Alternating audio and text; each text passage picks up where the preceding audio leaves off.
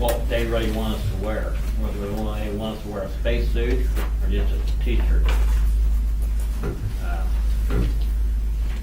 Entertain a motion to approve the Mid-States Energy, I think that's an arc flash study for $14,550.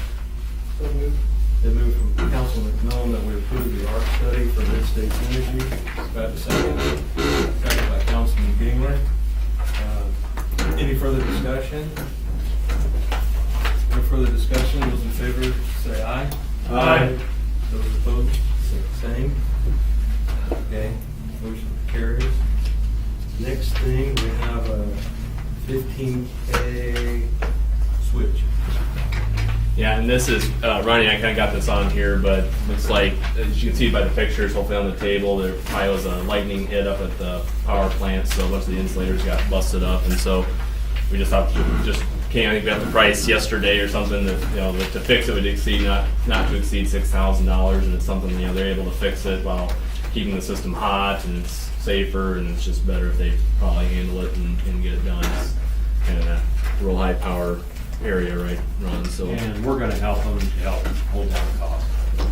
We thought we was gonna have an insurance claim on it, but I guess we got $10,000 deductible, so it didn't fall in.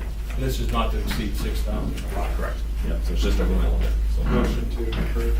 Motion by Councilman Graybon that we approve the 15K switch for not to exceed $6,000. Do I have a second? Second. Second by Councilman Ponto. Any further discussion? No further discussion. Those in favor signify by saying aye. Aye. Same sign. Opposed, same sign. Okay. Motion passed. One time. Okay. Next item on the agenda is adjournment. So moved. Councilman Gingrich, moves to adjourn, second by Councilman McMillan. Any discussion? Those in favor say aye. Aye. Opposed, same. Okay, we stand adjourned. We'll go into the work session. Katie, do you have anything at this time? No, I don't. Thank you. Jason? Yep, I have just a few things to go over. So we'll pass this around quick. This is just kind of the little water plant that we've got set up. There's a bunch of pictures. So if anybody wants to go over there, just give me a call and I can drive you over there. It'll be on the site. It's open to look at. It's pretty interesting. It takes about half an hour to zip over and look at it and get back. But so that way you kind of know what $85,000 looks like. But pretty major pieces of equipment. Basically, the first two pictures are kind of the clarifier, where the water comes in, and then the next picture is kind of the super cleaner filtration system, and then the last component is the reverse osmosis. So that's kind of the pieces that these theorized are going to work, and they can add different pieces that they had to. They hope to be fully operational by next Tuesday or Wednesday, but a lot of the guys and Jim's crews and Ron's crews have done a lot of work over there to get this all set up, and thankfully the water district, one or two, whoever's building it is, and two, has been letting us use it. It's really kind of taken over there. So it's, How many gallons per minute is it? that I don't know any of the specs on that part of it. Enough to do the study, I know that. So, yeah. But yeah, it's impressive. I mean, that thing is, it came in on a semi.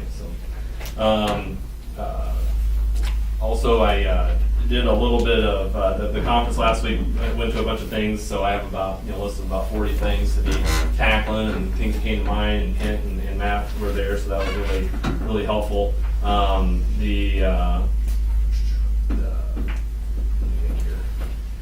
Basically, I updated you last week on the THM scenario. We're going to have a conference call with KDHE just to keep you on the loop. We did have that conference call. They got our baseline data, so we need that 1 year baseline data. And so I know that now John Brummers, who is this water plant guy as well, has given them kind of a theory again of what it would look like to fix the THM, the issue that we're getting reported on all the time.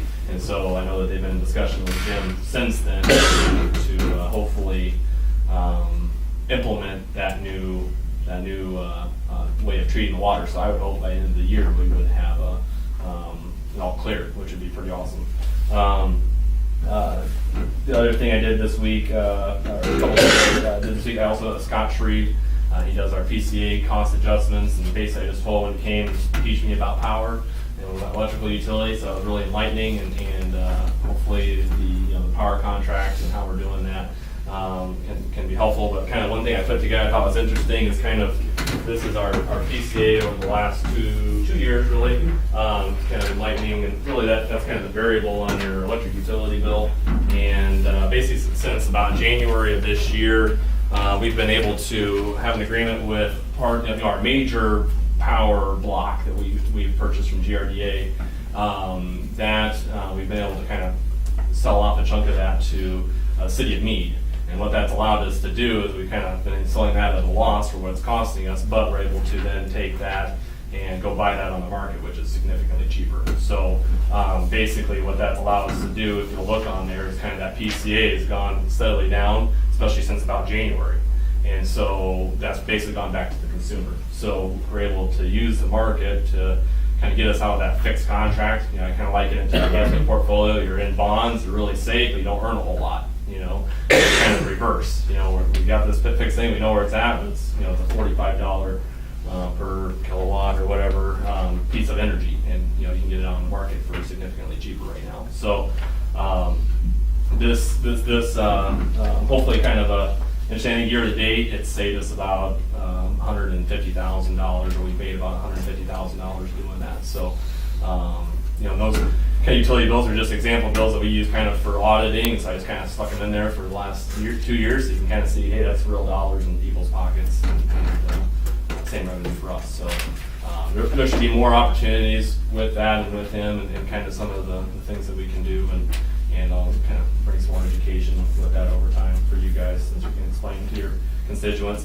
Sales tax, we got that update, and again, that was below last year, about $110,000 this month, but it was still a little bit above 2014, so you can kind of see where we're at on all that. Otherwise, I don't really have anything else that besides what we're actively working on, so there's not any questions, and we'll keep going down the agenda, I guess. Okay, thank you, Justin. Next item on the agenda is the 2016 pool report. It's in your packet.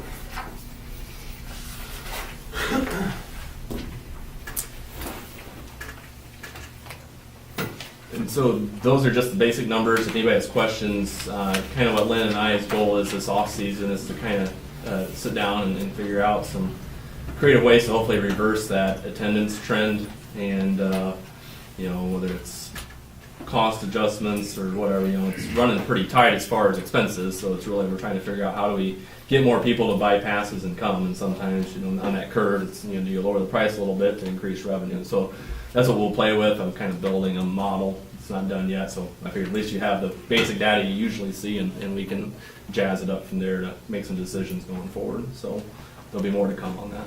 But I'll entertain any questions and answer them as best I can. I did notice, Go ahead. I did notice that, you know, you lost 6,000 in attendance, but you lost 18 parties, so more than 50% of your parties since 2012. Just Yeah. seems like that's really plummeted out. Yeah, I think part of it, just in talking to people, you know, obviously the newness has worn off a little bit. You know, there was some, I think the economy being a little bit tougher, I know that Katie shared, like Glen Elder's little pool there, they've had a huge increase in attendance because it's so cheap, you know, so, and I think there's some other newer pools in the area that have come online, or Clay Center. Clay Center, so, you know, again, it's just competition because you're probably drawn from an area, you know, so. Well, it's still a nice asset. Oh, exactly, And yeah. I'd visit with you, you know, the comment, you know, grandparents, if there's like an armband or something, so you don't have to pay the, you know, the full price to go watch your kids swim, because like, you know, if I go in there and you see me with arm floaties, you know I'm going along. But anyway, I think, you know, that's, you know, you know, it's kind of steep just to be sitting there and you're not gonna be watching if they could come up with something to. Well, I think we, you know, it's been running for 5 years, so I guess it's a good baseline. Now we can get more creative with it and figure out more revenue streams. And really for a pool, and I look back history-wise, we're running better than we ever did even before, even at this decreased attendance. So we'll just work to reverse it and increase our revenue, because more people, my theory is, you know, we have to lower our passes a little bit or something. I'm just throwing that out there. It increases attendance, which what do? They buy concessions, and that's where I think a lot of profit is. And so hopefully we can improve that too. They're buying snacks and candy and pops and I whatever. think it's a good idea. Thank you. On our discussion items this evening is the Aware Committee. Yep, that's,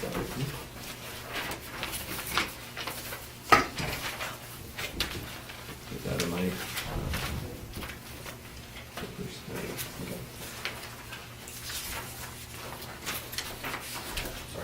So basically, this was another thing that was brought to my attention. I think it kind of died in between the transition from Glenn to Jay, but Stephanie Simmons that kind of heads up the NCK Aware, and that's a healthy living, active type group. They've kind of helped us get the Safe House to School grant and some other successes. So they invited me to a little luncheon, and we kind of talked about what they've got going on. And basically, where it's left is there's this like a HEAL council, if you will. It's kind of a a nationwide type model for communities to have.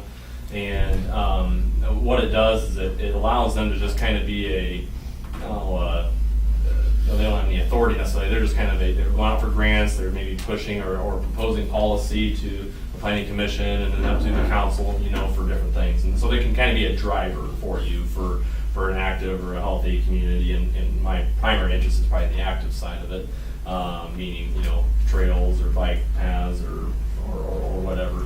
And so it went to the planning commission back in September of last year, I believe, and they approved it and said, yeah, it's a good thing. And it kind of died after that. Never really got to you guys from all of my research so far. Basically, why it's I think a pressing thing or a good thing to try to get them seated. Basically, it's going to be made up of roughly 10 community members. And what Stephanie really stressed to me is she doesn't want it to be just a replication of NCK Aware. Okay, there might be a few players on there because they know what's going on, but maybe there's some council members or a commission member, that would want to be seated on that as well, or some business leaders, or just some key community players. It would be a council appointed or seated board, if you will. And what that allows them access to is the different grants that they can't get right now. So, for example, I believe they've already been awarded; they just can't access it. An active transportation planning grant for $25,000. And that's a huge first piece, because like I told them, it's really hard to put in trails and sidewalks, etc., when you have no plan of how are you getting people from A to B. Because then if we have that active transportation plan, just speaking from prior experience, then when you're designing projects or putting in your east mains or your west main or whatever we're doing, we're making concession or considerations for the ability to move people beyond just vehicles. Okay, so. But they can't get that grant and actually engage it unless they're an appointed board. So I wanted to gauge, this is not a formal action, this is just more to gauge any interest in case I've missed something or you guys had concerns or what, but if we put some work into this and kind of bring this as more of a formal proposal here in the next council meeting or two, that, that I would address your concerns or anything. Matt? So you're saying they need at least one of us to be on their board? I think I don't think they have to. Their desire would be, if there was council members that were interested, that they would desire that you be on the board. Yeah. Yep. I was on you would know. at the time. Basically, they were hoping that there'd be interest from the city council to be a part of it, not only approve it. They were, obviously, A, they want us to approve it so they can move forward, but B, they were hoping there'd be interest from one or two or more who'd want to support that and be a part of it. But as you said, their goal was to have people from maybe the hospital, different community areas, just whoever would be interested in helping to support and grow the ideas. And then obviously this little document is just like a summary. If you go onto their website, there's a whole lot of information and initiatives that they've done around the country, not just, and I was all for it at the time, and I continue to think it's a good idea. So. Yeah, and I don't expect you to make a formal decision. I just kind of wanted to bounce it off you because I can get you a lot more nuts and bolts and how often they'd want to meet and that kind of thing, but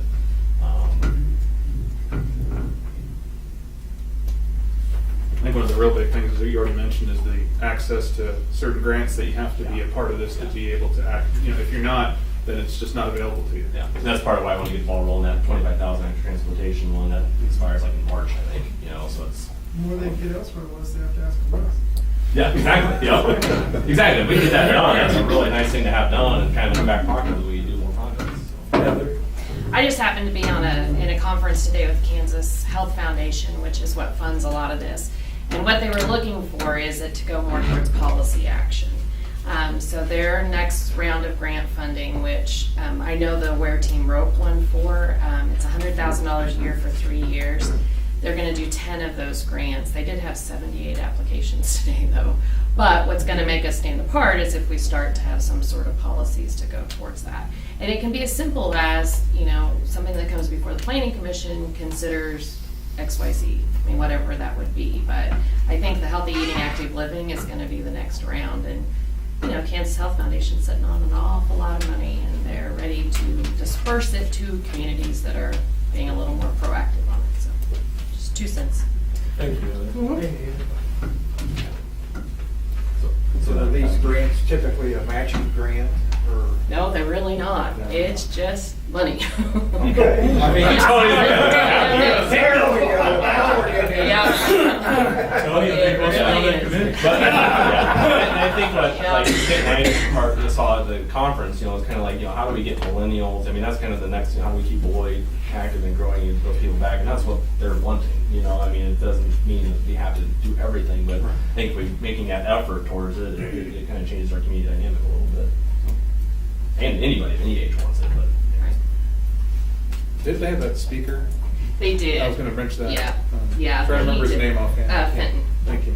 Yeah, and he did a fantastic job. And from him coming to talk about some of that, there were 2 grants that were written to the Community Foundation, and both of them were awarded. And one of them is for the walking bridge down at the park here. So to do some work, Lynn and some of our staff are doing some work there to make that a little more attractive. And I think there's many phases that are coming from that. And then the other one was in Tipton, so it's it's still in Mitchell County, but to do a walking trail around the golf course there.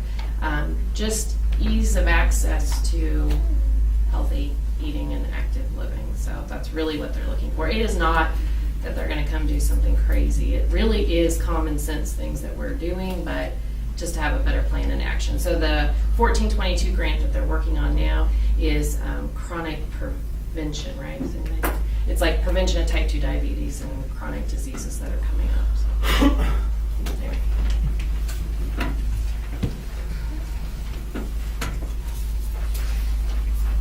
Okay. So All that's the for third part. the Aware. All right. The next part is kind of a nice segue, I believe, off of the trash talk we've had, no pun intended, the last few weeks and some of the recycling stuff. But Tony came by my office a couple of days ago, or a week ago maybe, and we kind of talked about an exciting opportunity that they're pursuing in business and starting here in Beloit, and that's the Rev E3, and that's it's electronic recycling, and your computers, anything with a board or a chip in it, and try to keep that out of the dump. And so that's kind of what we talked about, recycling. Can we keep that out of the dump? It keeps our tonnage down. E-waste, I think Tony shared with me there's about 100,000 pounds in this town that keep out of the e-waste. So he's going to share a little bit about the company so we know about it, and then just kind of talk about how the city, we can make sure that our own city's e-waste and our computers here as departments and that stuff is going through this as well to stay out of landfill. So, Tony?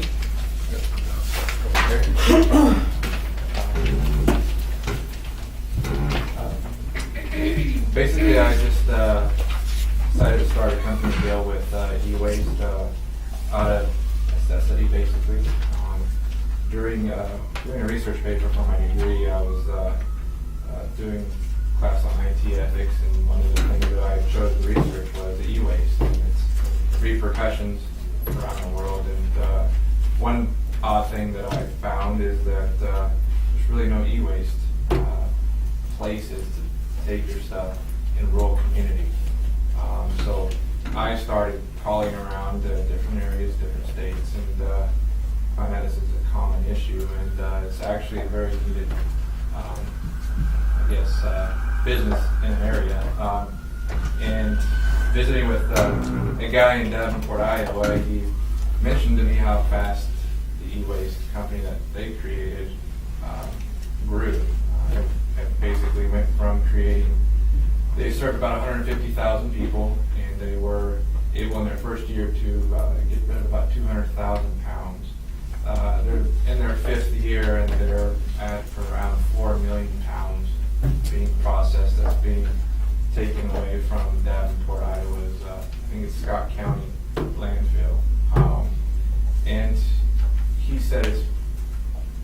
basically attracting more and more rural communities. They're just trucking their stuff to them.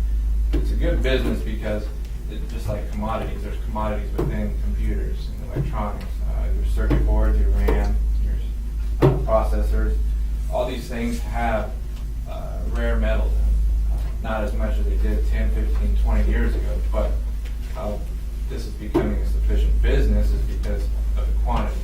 The average American throws away a computer about every 2 years. You switch cell phones about every year. Somebody always wants the latest and greatest. So I sat down and did the numbers, and based off of what he told me, I guess the population for Beloit is around 4,600 to 4,800. That's about 22.3 pounds per person thrown away e-waste every year.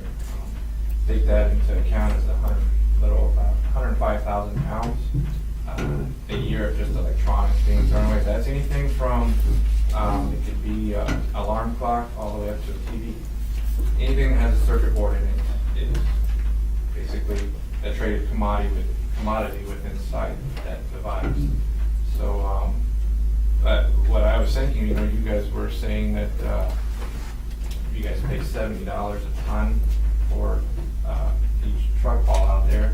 Well, if we were able to remove it, not even if we can't catch 100,000 pounds, which is that's 100%. Even if we did 80%, I mean that's a huge amount of number that we're saving annually in processing and also creating economic diversity as far as employment within rural Kansas. I think there's not the closest place to us that does this is Wichita, and there's one in Topeka, a smaller one, and of all places, which I thought was weird, was Fort Leavenworth prison actually processes e-waste. What makes us unique is we're going to try to get we're in the works of trying to get R2 certification, which is responsible recyclers, which going back to what I said interests me is that Americans are produce about 80% of the e-waste that's basically recycled around the world. But most of it all goes to other countries that process it. And one of them I thought was interesting is India produces about 10% of the e-waste, but they process almost I think it's like 73% of the world's e-waste, which is the majority from us. The reason is and part of that is if you see in that packet that I kind of put together at midnight last night. So I know there's misspellings, but in there is there's an actual House bill now being passed, hopefully within coming year, to try to stop the exporting of this e-waste, because what all these other countries are learning is just like mining. They're able to basically create mass quantity. I think it's like 70 tons of gold annually that are created every year from just boards. So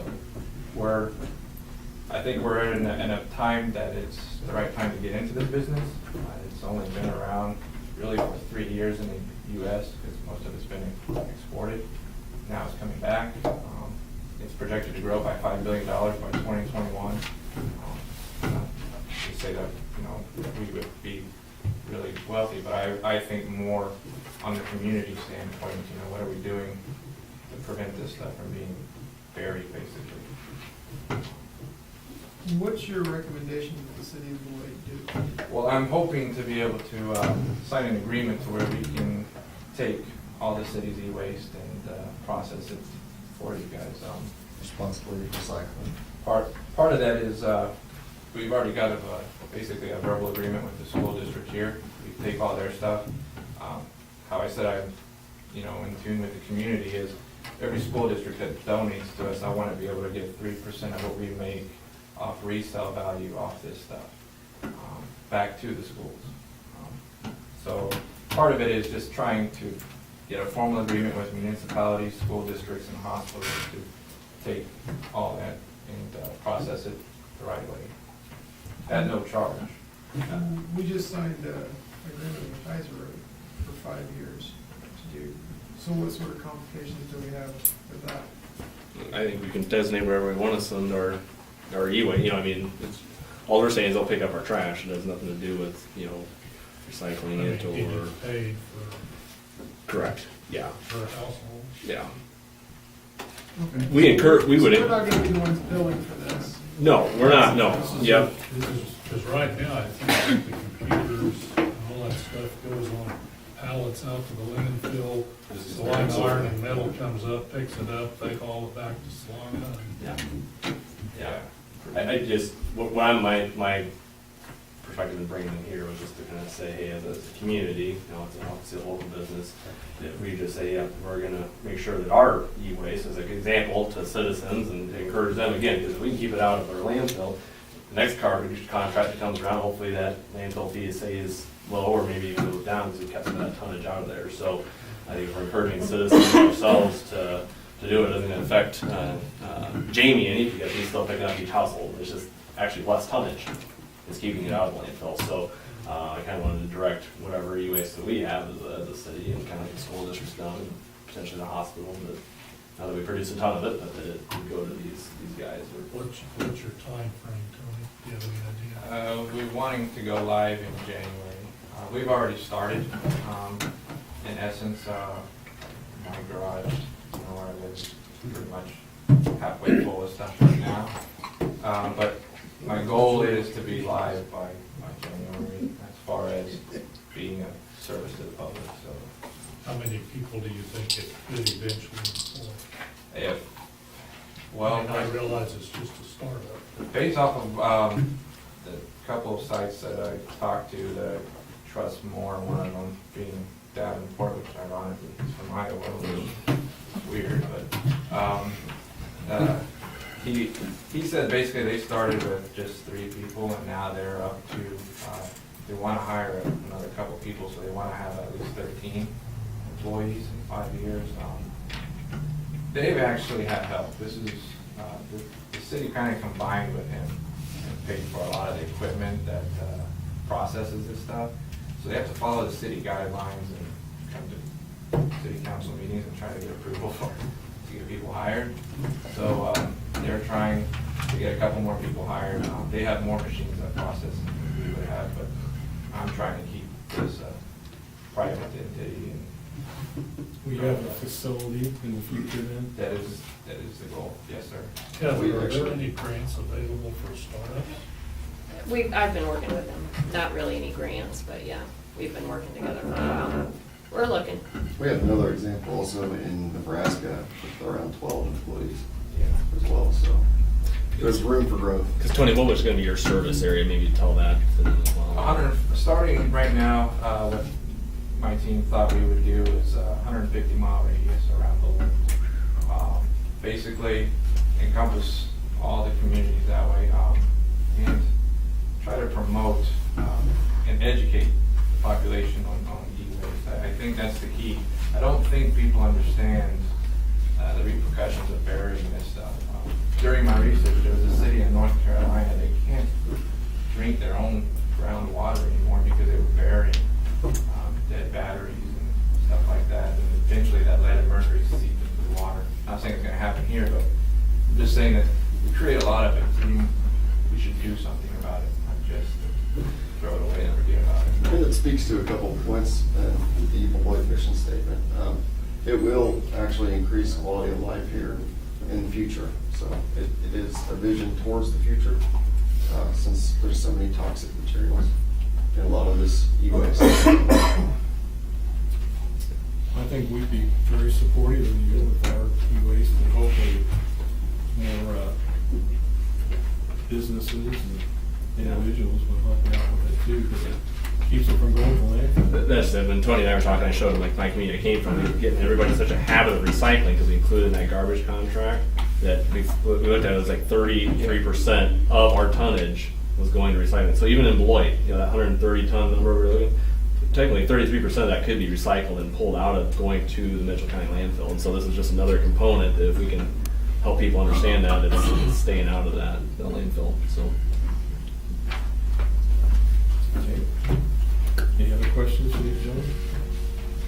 Tony, thank you for coming forward and good luck in your venture. Yep, thank you, sir. Thank you. Just a bit off of that.